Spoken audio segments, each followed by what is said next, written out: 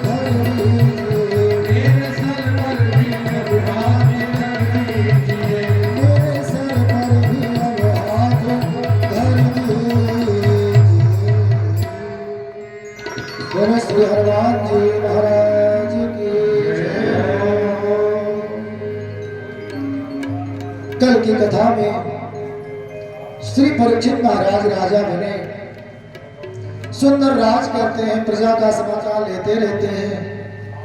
एक दिन राजा परीक्षित दिग्विजय की यात्रा पर निकले।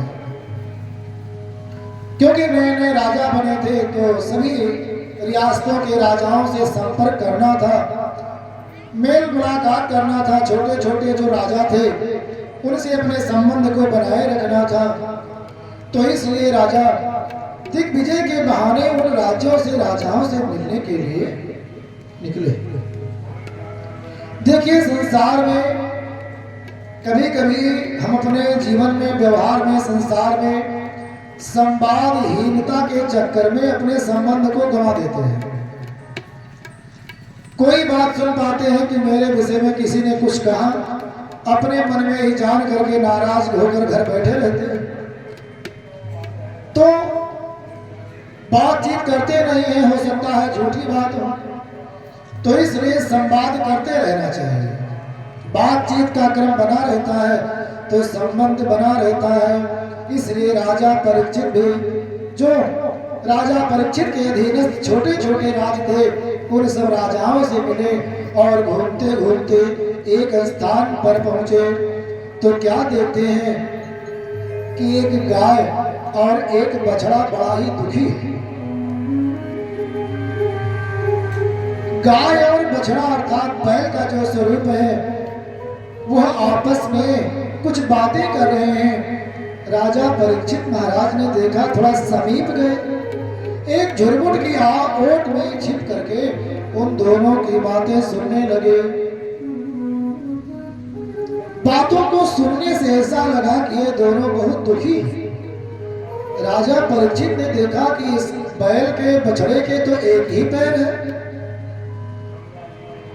और जो गाय स्वरूपा है उसके नेत्रों से इतने आंसू बह रहे हैं कि लगता है ये अत्यंत कष्ट में है, बहुत इसका हृदय व्यथित है। तो इसलिए जानना चाहिए।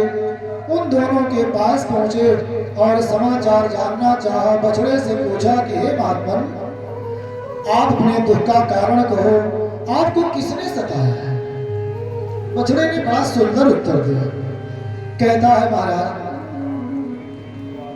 हम किसको बताएं कि हम किससे दुखी हैं? किसी से पूछो तो कहता है कि ये सब कर्मों का प्रभाव है ना। हमें जो दुख सुख मिलता है तो कोई महात्मा कहता है कि ये सब कर्मों का फल है। किसी से पूछो तो कहता है कि ये सब प्राकृतिक है। कोई कहता है कि भगवान की आज्ञा के बिना पत्ता नहीं हिलता है तो भगवान ही दुख दे रहे हैं। कोई कुछ कहता है, कोई कुछ कहता है। तो इसलिए मैं किसी को दोष देना नहीं चाहता। मैं तो यही मानता हूं कि ये समय का प्रभाव है, काल का प्रभाव है। राजा परीक्षित ने इतना गूढ़ उत्तर सुना तो समझ गए और बोले कि तुम कोई साधारण गाय और बैल नहीं हो, अवश्य ही तुम किसी रूप में हो। आप अवश्य ही कोई पहुंचे हुए हैं, अपना परिचय दो।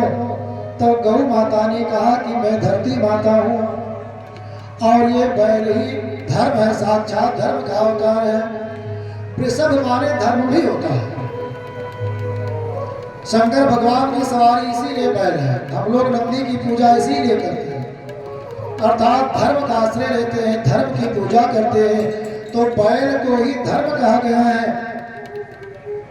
जैसे सुना कि धर्म है और पृथ्वी है, राजा परीक्षित ने तुरंत अपने म्यान से तलवार निकाल लिया।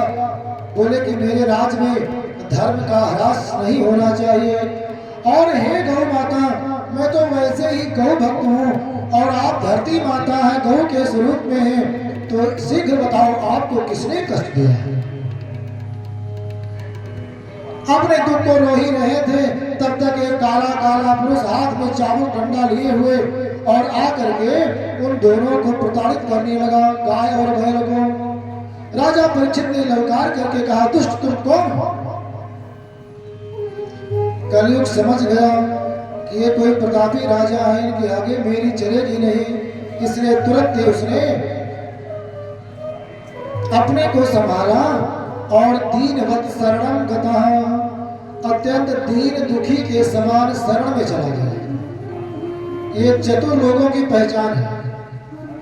जहां काम बनाना होता है वहां भगल बना लेंगे, ऐसा वेश बनाएंगे ना कि लोग समझे कि बहुत दुखी आदमी है, और समय मिलते ही वार कर देता है। तो दुष्ट व्यक्तियों का ये स्वभाव है। कलयुग तुरंत शरण में चला गया, बोला कि हे महाराज, मेरा नाम कलयुग है। जैसे परीक्षित ने सुना कलयुग, तुरंत फटकार करके कहा कि मेरे राज से बाहर जाओ। कलयुग ने कहा कि राजन, पहले ये बताओ कि आपका राज कहाँ नहीं है। जब आपका राज पूरे धरती पर इस समय है, चक्रवर्ती सम्राट है, तो मुझे भी तो कहीं रहना चाहिए ना। और जब सतयुग ने अपना समय भोग लिया, त्रेता ने अपना समय भोग लिया, द्वापर ने अपना समय भोग लिया, तो मेरा भी तो समय है। तो ये काल का क्रम है, इसके आप टाल नहीं सकते हो। हे राजन, मुझे भी यहाँ रहने दीजिए। राजा परीक्षित ने कहा कि देखो, ये युधिष्ठिर की धरती है, अर्जुन की धरती है, यहाँ पर कलयुग का प्रवेश नहीं होगा, क्योंकि मैं कलयुग का गुण जानता हूँ। इसके रहने पर धर्म का ह्रास हो जाएगा, संत महात्मा जी नहीं पाएंगे।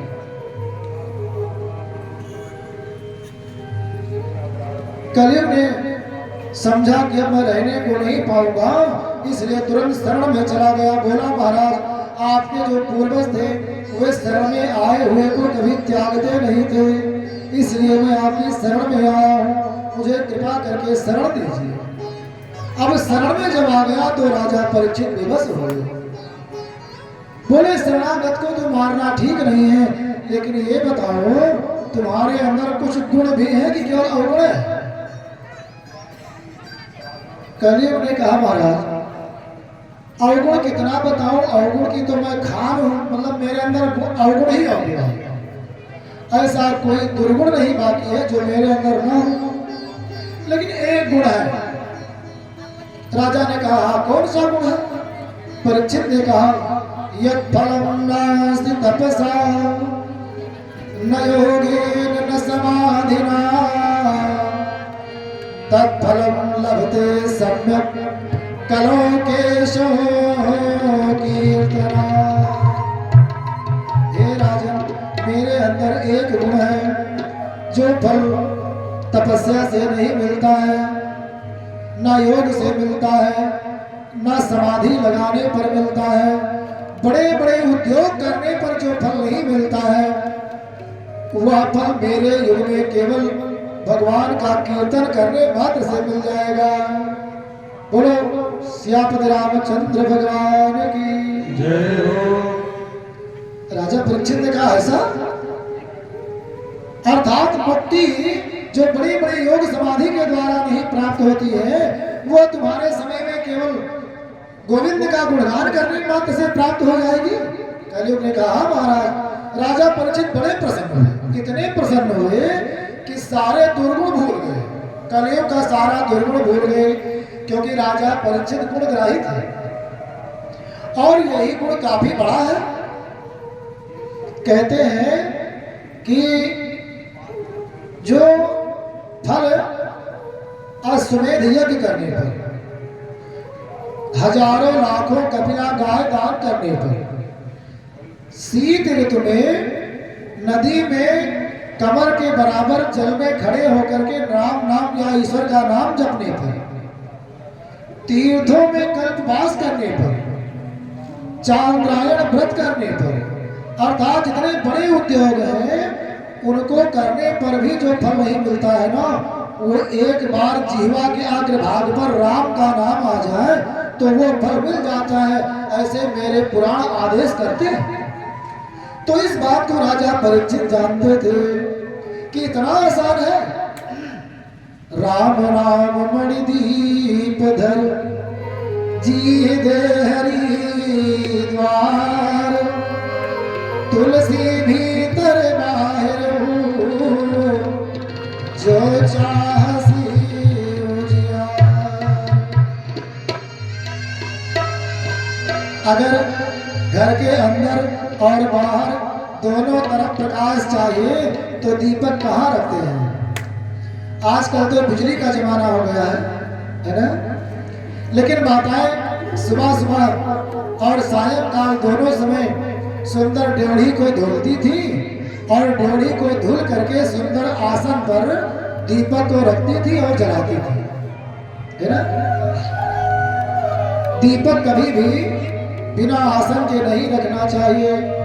शंख, कपूर, दीपक, तुलसी और जो है पुरुष को तथा माताओं को इन वस्तुओं को कभी बिना आसन के धरती पर नहीं रखना चाहिए, मतलब नहीं विराजमान होना चाहिए। तो कहते हैं कि घर के भीतर और बाहर अगर प्रकाश चाहिए तो दीपक को ड्योढ़ी पर रखते। तो हमारा शरीर ही घर है और ड्योढ़ी क्या है, हमारी जीवा का अगला भाग ही वो ड्योढ़ी है, देहरी है। तो उसी पर हमें कौन सा दीपक रखना है, राम नाम। लेकिन ऐसा वैसा दीपक नहीं कि आंधी आवे बुझ जाए। कैसा दीपक, मणि दीप धर, मणि रूपी जो चमक रहा है, ऐसे मणि के स्वरूप में जो दीपक के समान राम का नाम है, उसको अपने जीवा पर रखना है। इस संसार के माया मोह में जितने भी आंधी आवे, पानी आवे, वह मणि रूपी दीपक कभी बुझने न पावे।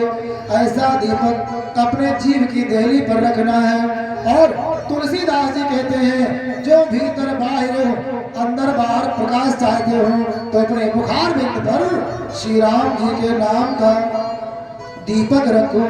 बोलो श्री राघवेंद्र सरकार की जय हो। ये बात श्री परीक्षित जी महाराज सम्यक प्रकार से जानते थे। इतने प्रसन्न हुए कि बोले ठीक है, मैं तुम्हें स्थान दे रहा हूं। कौन कौन सा स्थान देंगे? 4 स्थान दिए हैं और 4 स्थान ऐसे दिए जहां पर जुआ खेला जाता है, जहां पर हिंसा होती है, जहां पर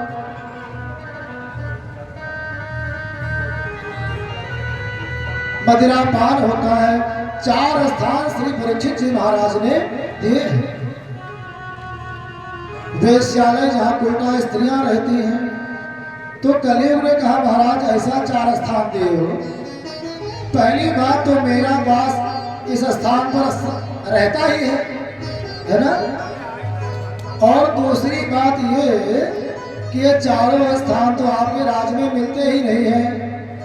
आपके राज्य में ना कोई जुआ खेलने वाला है, ना कोई वेश्यागामी है, ना किसी जीव की हिंसा होती है, ना कहीं मदिरापान होता है। तो ये 4 स्थान तो आपके यहाँ पाए नहीं जाते हैं। और मेरा परिवार बड़ा लंबा चौड़ा है, मैं अकेले नहीं हूँ। काम, क्रोध, मद, लोभ, ईर्ष्या, द्वेष, माद, मद, मत्सर, ये सब मेरे परिवार हैं। तो ये 4 कमरे में कैसे रह पाएंगे? इसलिए मुझे कोई बड़ा सा घर दीजिए, कुछ और कमरा दीजिए। काम, क्रोध, मद, लोभ, मोह, ये 5 तो हम वैसे हैं, तो कम से कम 5 कमरा तो दीजिए, 5 कमरे में अलग अलग रहे। राजा परीक्षित इतने प्रसन्न हुए कि उसको एक स्थान और दे दिया। कलयुग ने स्वयं मांगा है जात रूप, बोला कि मुझे जात रूप में स्थान दीजिए। जात रूप कहते हैं सोने को। कलयुग ने कहा कि मुझे सोने में भी स्थान दे दीजिए। राजा परीक्षित को पता नहीं क्या सूझी और तुरंत बोल दिया ठीक है, तुम एक स्थान पर और रहो, सोने में तुम्हारा स्थान है। इसीलिए कहते हैं ना, सोना का 2 अर्थ है, एक तो धातु कंचन और दूसरा जो हरदम सोहे कुंभकर्ण की तरह। सूर्य भगवान उनको जगाते हैं। कुछ लोग ऐसे हैं जो सूर्य उदय के समय भी सोते रहते हैं। जब सूर्य भगवान उठ जाते हैं और अपने किरणों को उनके पास भेजते हैं कि जगाओ इसको, कुंभकर्ण जैसा पड़ा है, तब उठते हैं। तो जो सूर्य को जगाते हैं वे तो उन्नति करते हैं, और जिनको सूर्य जगाता है वे जल्दी उन्नति नहीं कर पाते। अब बात ऐसी है कि अगर कहीं कीर्तन भजन में रहे हो, कहीं ऐसा काम हो कि रात में देर तक आपको जागना पड़ता है, तब देर तक सो सकते हैं थोड़ा सा, लेकिन प्रयास करें कि सूर्य उदय के समय उठ जाए। उसके बाद में जब फिर अपना नित्य क्रिया हो जाए तो फिर कुछ आराम कर लीजिए या दोपहर में। तो कहते हैं कि सोने में जो ज्यादा सोता है उसके पास कलयुग का वास रहता है।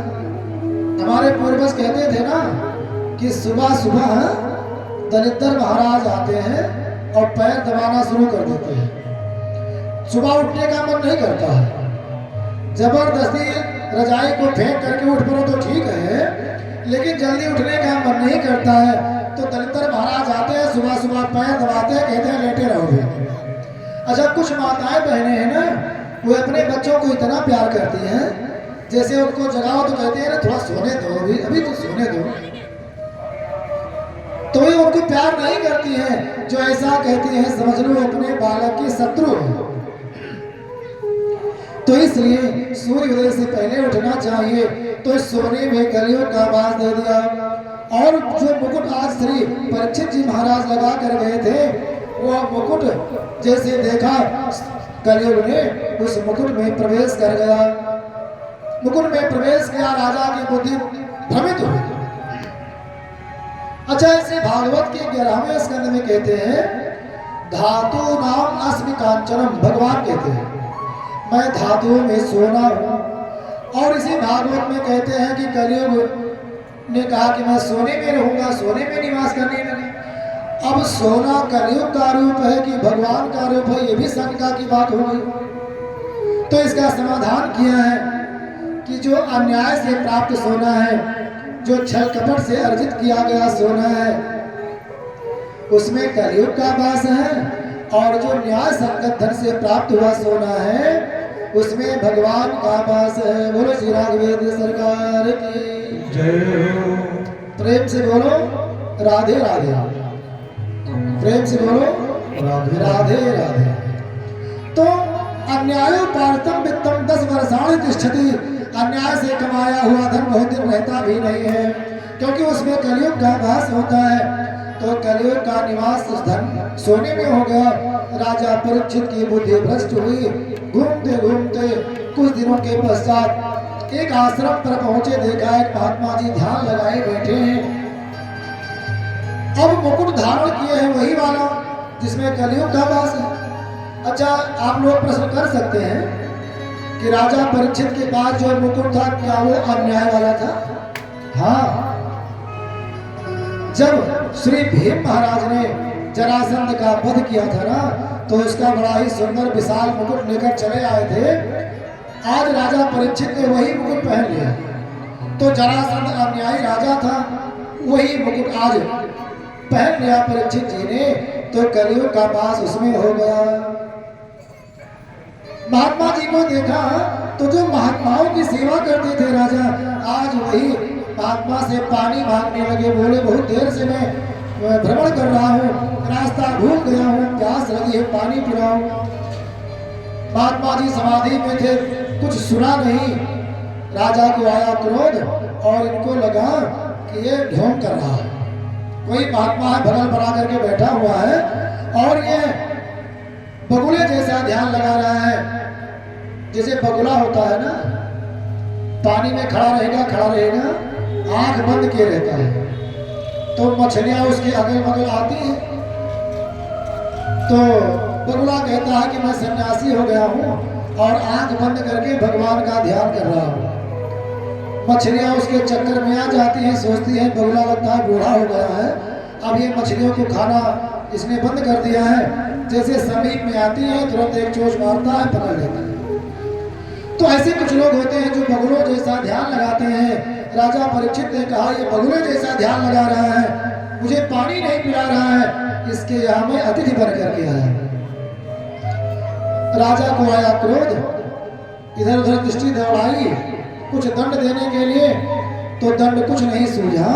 एक मरा हुआ सांप पड़ा था, अपने धनुष में फंसाया और राजा के गले में लपेट दिया। लपेट करके चले आए अपने राजमहल को उधर किसी शिष्य ने देखा कि महात्मा के गले में मरा हुआ सांप कोई व्यक्ति आकर लपेट कर चला गया है। ये महात्मा जी कोई और नहीं थे, ये महात्मा जी श्री समीक महाराज थे। समीक महाराज का पुत्र था, नाम था श्रृंगी। एक तो थे ऋषि श्रृंग और एक थे श्रृंगी ऋषि। तो जो भागवत वाले हैं इनका नाम है श्रृंगी ऋषि, और जो श्री दशरथ जी का यज्ञ करवाए थे उनका नाम है ऋषि श्रृंग। सामान्य भाषा में उनको भी श्रृंगी ऋषि कहते हैं। श्रृंगी ऋषि वशिष्ठ बुलावा। वो विभांडक के पुत्र थे जो श्री दशरथ जी का यज्ञ करवाए थे, और ये समीक के पुत्र हैं श्रृंगी ऋषि महाराज। तो जैसे वो श्रृंगी ऋषि महाराज उसमें बालक की अवस्था में थे, नदी में कौशिकी नदी में स्नान कर रहे थे। जैसे सुना कि मेरे पिताजी के गले में किसी ने सर्प लपेट दिया, वहीं से जल लिया और बाघ वज्रम विसर्ज। जैसे कोई वज्र छोड़ दे किसी के ऊपर, वैसे बाणी के रूप में वज्र छोड़ दिया। बोले कि जिसने मेरे पिता के गले में सर्प को लपेटा है, इसी सर्प का पूर्वज तक्षक नाग आज के 7वें दिन उसको डसेगा और उस व्यक्ति की मृत्यु हो जाएगी। जल लेकर के ऐसा साथ दे दिया और रोता हुआ अपने पिता के पास आया। रोता हुआ सुना पिता समेत कि आप बुढ़ी सारा हाल जान करके पिता को डांटने लगे। बोले मूर्ख, तुमने ये क्या किया? महाराज परीक्षित धर्मात्मा राजा है, एक गाय की रक्षा करने के लिए कलयुग को मारने के लिए तैयार हो गए। ऋषियों मुनियों की रक्षा करते हैं, आज किसी कारणवश उनसे अगर भूल हो गई तो तुमने इतना बड़ा दंड दे दिया। राजा के ना रहने पर अराजक हो जाएगा संसार। अराजक माने आ माने नहीं, राजक माने बिना राजा वाला, तो वही कहते हैं अराजकता। तो ये संसार अराजक हो जाएगा और संसार में अराजकता फैल जाएगी। तो तुमने ये क्या किया? अगर राजा नहीं रहेगा तो प्रजा अपने उद्दंड हो जाएगी, डाकू चोर उचक्के सब अपने अपने मक्के हो जाएंगे, हमारी रक्षा कौन करेगा? फिलहाल तो तुमने बाणी निकाल ही दी है, यह निष्फल होगी नहीं। जल्दी से अपने शिष्य को भेजा, जाओ सारा समाचार राजा को दो।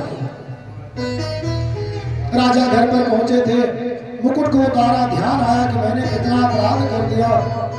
पश्चाताप कर रहे थे कि मुझे कौन सा दंड मिलना चाहिए। मेरे लिए मृत्यु दंड से नीचे कोई दंड नहीं होना चाहिए, मैंने ऋषि का अपमान किया है। तब तक एक महात्मा आया, सारी बात बताई। राजा बड़े प्रसन्न हुए, बोले कि मेरे लिए यही दंड उचित है। जो साधु संत महात्माओं का अपमान करे ना, उनके लिए मृत्यु दंड से छोटा दंड ही नहीं है। तुरंत ही अपने पुत्र जन्मेजय को राजा बनाया। सारा राज्यभार छोड़ करके गंगा जी के तट पर पहुंचे हैं। संतों महात्माओं से मिलते हैं, पूछते हैं कि मेरा कल्याण कैसे हो। राजा परीक्षित ने आमरण अवसर किया। आमरण माने मरण तक, और अनशन माने असन। असन माने होता है भोजन, अर्थात भोजन ना किया जाए तो उसे कहते हैं अन असन, मतलब अनशन किया है। सब संत महात्माओं से मिलते हैं, बोलते हैं कि अब मैं ना तो भोजन करूंगा ना जल ग्रहण करूंगा, और हे महात्माओं मेरे लिए कोई उपाय बताओ जिससे मेरा उद्धार हो।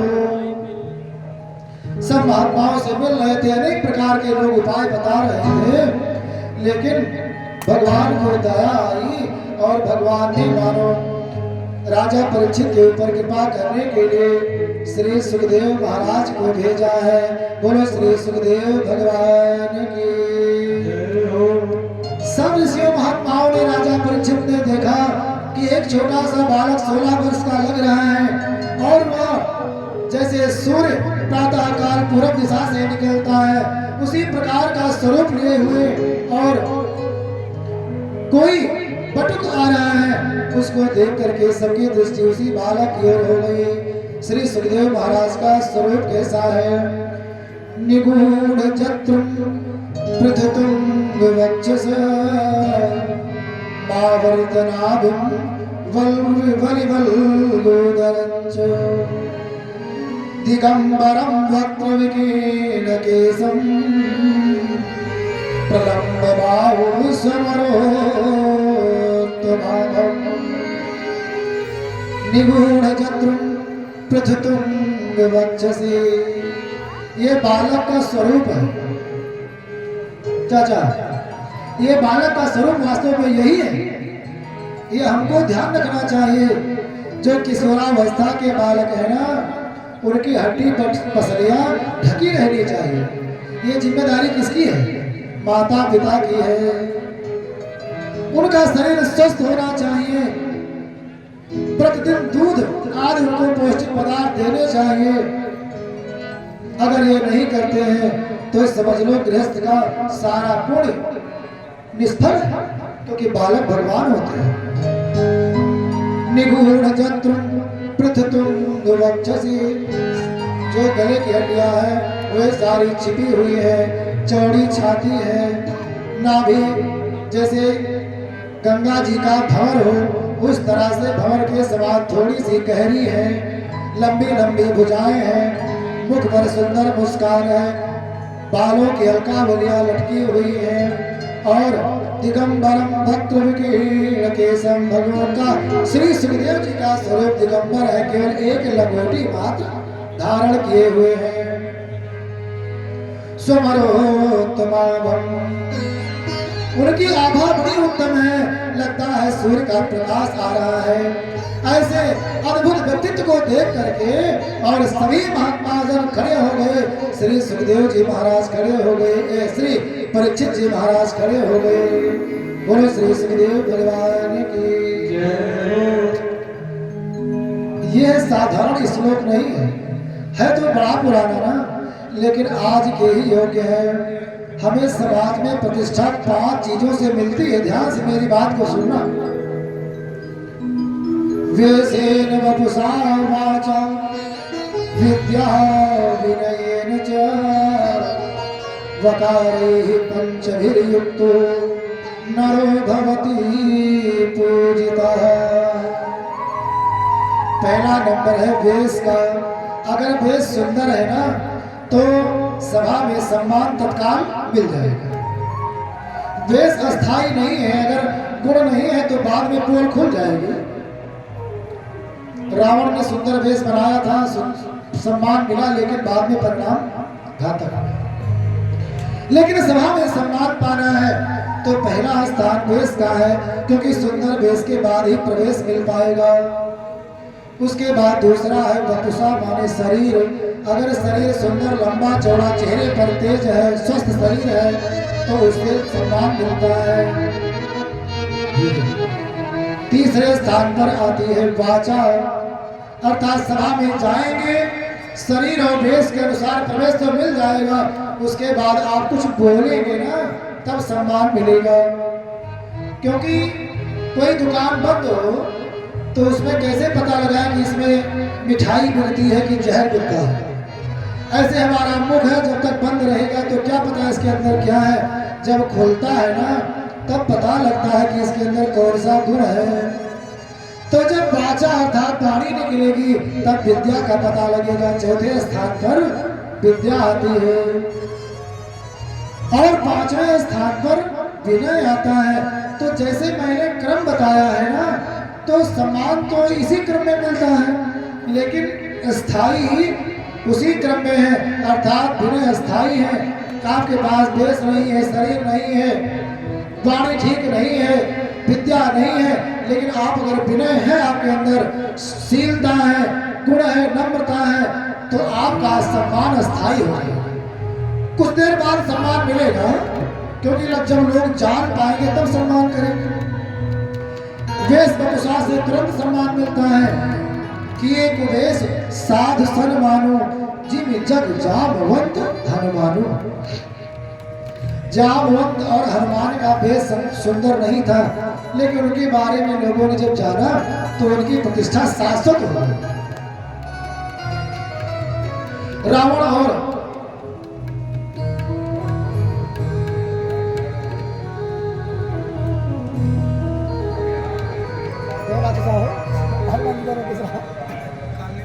बोलो हनुमान जी महाराज की। रावण और काल नेमी ने सुंदर वेश बनाया, लेकिन उसका दंड दूसरा हुआ। तो मेरे कहने का तात्पर्य है, अपने अंदर गुण का विकास करना चाहिए, लेकिन वेश शरीर का भी ध्यान रखना चाहिए। श्री सुखदेव जी महाराज को देखकर सब खड़े हो गए और सब उनके स्वागत में लग गए। स्वागत किया, सुंदर स्थान दिया है, बैठाया है। और राजा परीक्षित को ऋषियों ने संकेत किया कि जो तुम प्रश्न खोज रहे हो ना, उत्तर जिस प्रश्न का, यही देंगे, इनके शरण में जाओ। राजा परीक्षित चरणों में गिरे हैं और उनके चरणों के समीप बैठ गए और उनसे एक ही प्रश्न करते हैं। कहते हैं कि हे महात्मन, आपकी मैं कैसी स्तुति करूं? असितिगर समम स्याद कज्जल सिंधु पात्रे, सुर तरुण शाखा लेखनी पत्र मुरवी, लिखति यदि गृहीत्वा शारदा सर्वकालम, तदपि तव गुणानामीषु पारम नयाति।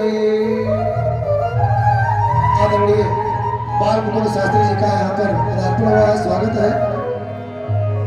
हरिओम पांडे जी मंच पर आप लेकर के आए महाराज जी को। तो कहते हैं कि हे गुरुदेव भगवान, आपका गुण मैं कहने लायक नहीं हूं, इसलिए हे प्रभु मेरे विनय को सुनिए और मुझे वो उत्तर दीजिए जो मैं खोज रहा हूं। अतः पृच्छामि संसिद्धि योगिनां परमं गुरुं।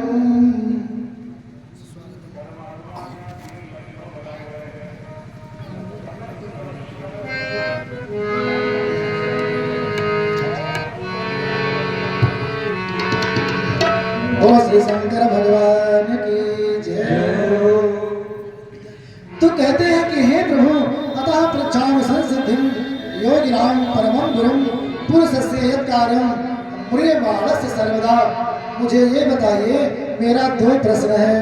पहला प्रश्न तो ये है कि संसार में रहने वाले व्यक्ति को सदैव क्या करना चाहिए, और दूसरा प्रश्न ये है कि जो म्रियमाण है, जो शीघ्र ही मरने वाला है, उसको क्या करना चाहिए। इस प्रश्न को श्री सुखदेव जी ने सुना तो बड़े हर्षित हुए और बोले, मुस्कुराते हुए बोले कि राजन, आपका प्रश्न बड़ा ही सुंदर। इन दोनों को प्रश्नों को आपने दो तरह से पूछा है ना, लेकिन ये प्रश्न एक ही है। क्यों? क्योंकि जो व्यक्ति यहाँ पर है, जो जीव है, सब म्रियमाण है, अर्थात सब मरने ही वाले हैं। ये नहीं पता है कब मर जाए। तो आपने पूछा है कि सदैव क्या करना चाहिए, और जो अभी मरने वाला उसको क्या करना चाहिए। तो हे राजन, तुम्हें ये कैसे पता है कि ये व्यक्ति मरने वाला है अभी, और ये व्यक्ति अभी नहीं मरेगा, कैसे पता है? राजा परीक्षित ने कहा कि हे प्रभु, मुझे पता है कि मैं 7 दिन नहीं मरूंगा। ऐसा किसी को पता है? केवल राजा परीक्षित को यह पता है कि मैं 7 दिन नहीं मरूंगा। अच्छा, भागवत जी में 2 लोगों को यह पता हुआ कि इतने दिन के बाद मरना है। किसको किसको? एक तो अभी राजा परीक्षित को पता लगा कि आज के 7वें दिन सांप काटेगा तब मरोगे, मतलब 7 दिन नहीं मरोगे। और दूसरा किसको ज्ञात हुआ? कंस को पता लगा, है ना। अस्यास्तु अष्टमो गर्भो हंता ते वासे अमुद। हे मूर्ख, जिस बहन का तू वहन कर रहा है, अर्थात रथ पर ले जा रहा है, उसका 8वां लाल तेरा काल होगा। तो 8वां लाल 8 लड़का पैदा होने में कम से कम अगर 3-3 साल का अंतर रखे तो 25-30 साल तो हो ही जाएगा ना। तो कंस को भी पता था कि मुझे 25-30 साल नहीं मरना है, लेकिन दोनों में अंतर यही है कि राजा परीक्षित ने अपनी मृत्यु को मंगलमयी बनाने का उपाय सोचा और कंस ने मृत्यु को जीतने का उपाय सोचा। यही दोनों में अंतर है। तो श्री सुखदेव जी महाराज बड़े ही प्रेम से बोले कि हे राजन, आपका प्रश्न बड़ा उत्तम है। जितने जीव हैं, चराचर हैं, सब मरने ही वाले हैं, और उनके लिए जो उपाय है वो मैं आपको अवश्य कहूंगा। सब महात्मा जन अत्यंत प्रसन्न हुए और हाथ जोड़ करके बैठ गए। चाह नहीं मेरी की पूरा पथ में जान सकूं, दे प्रकाश इतना की अगला पग में जान सकूं।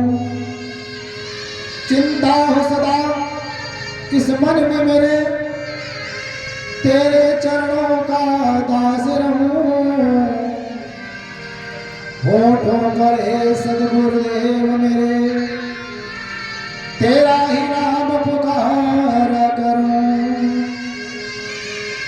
सबकी सुंदर विनती सुनी है और श्री सुखदेव जी महाराज ज्ञान के पर्वत ध्यान के सागर, बालयति सुखदेव कहाए। वेद समस्त्र और शास्त्र सभी मुनिराज के मानस माही समाए। ऐसे महातपधारी के द्वार याचक बन के श्री परीक्षित आए। जान मनोरथ राजा का मुनिराज कृपा के घन बरसाए। बोलो श्री सुखदेव भगवान की जय। आज के दिवस का जाऊं बलिहारा, मेरे घर आए मेरे राम जी का प्यारा। जाऊं बलिहारा, मेरे घर आए मेरे राम का दुलारा। आज के दिवस का जाऊं बलिहारा, मेरे घर आए मेरे राम जी का प्यारा। मेरे घर आए मेरे राम जी का प्यारा। मेरे घर आए मेरे राम जी का प्यारा।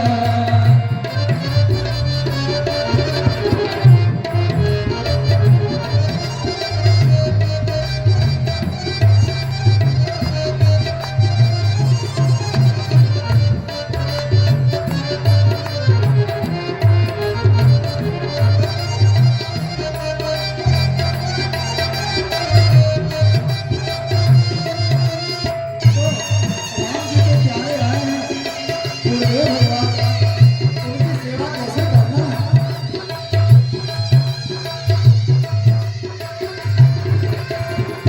करूं दंडवत चरण पखारूं, तन मन धन संतन परिवारों।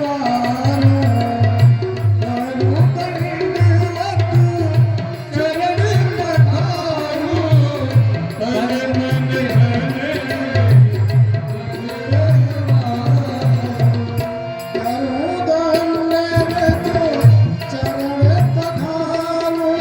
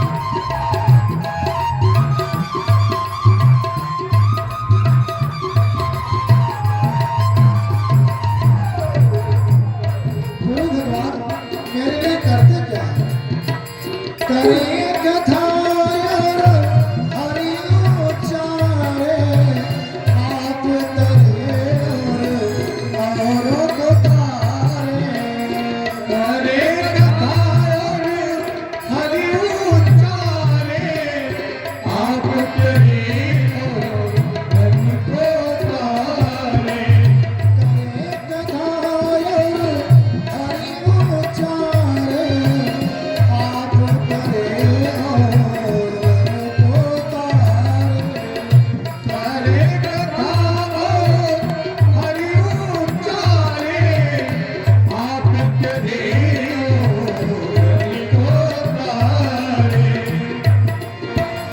आज के दिवस का मैं जाऊं बलिहारा आज के दिवस का मैं जाऊं बलिहारा मेरे घर आया मेरा आपका द्वारा आज के दिवस में जब बलिहारा मेरे घर आए मेरे बाबू जी कमारा मेरे घर आया मेरे प्रभु का द्वारा मेरे घर आए मेरे प्रभु का दुलारा मेरे घर आए मेरे प्रभु का दुलारा